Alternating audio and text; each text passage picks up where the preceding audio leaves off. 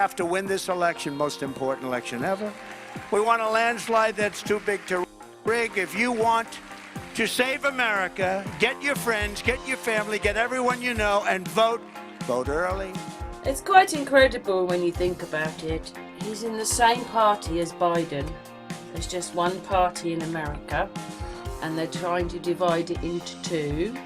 But it's totalitarianism, whatever the word is, that's what we're in. And then he says, get out early and vote.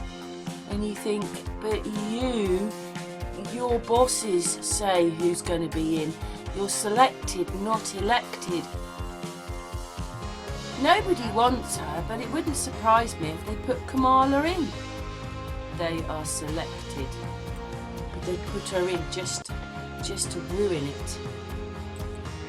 Vote absentee, vote on election day. I don't care how, but you have to get out and vote. And again, Christians, get out and vote just this time. You won't have to do it anymore. 4 more years, you know what? It'll be fixed, it'll be fine. What does he mean? Do it now, and in 4 years you won't have to do it again. So that's 2028, 2029, depending, I suppose, when they have the election again. But what does Trump mean? You won't have to do it again. What does he mean? Amy, and I think it was Angel, told me about this. So I suppose once a couple of people say, have you seen that? I thought I'd make a video about it. You won't have to vote anymore, my beautiful Christians. I love you, Christians. I'm a Christian. He says, I'm not a Christian, but vote for me. Vote for me, I'm not a Christian. And he repeats again, you only have to do this one more time, and you won't have to do it again.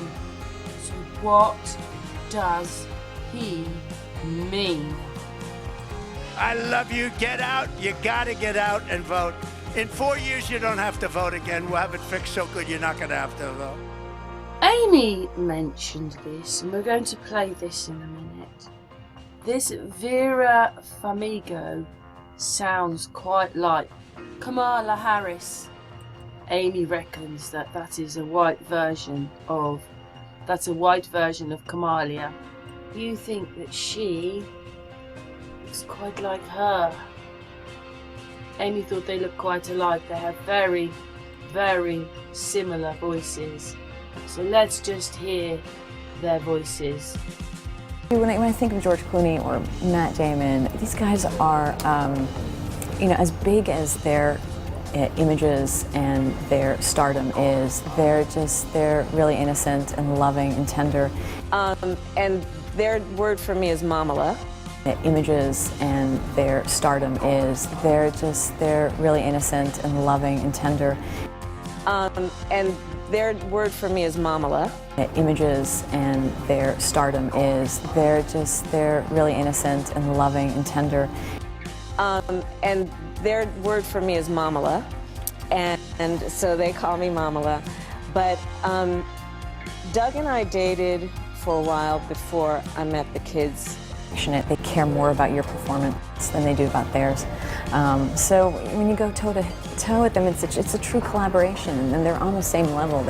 I am a child of divorced parents, and he didn't fully understand what I understood in terms of my own lived experience. How they're coming across, they're drawing the most delicious performance out of you. Because it's really important, I feel, that children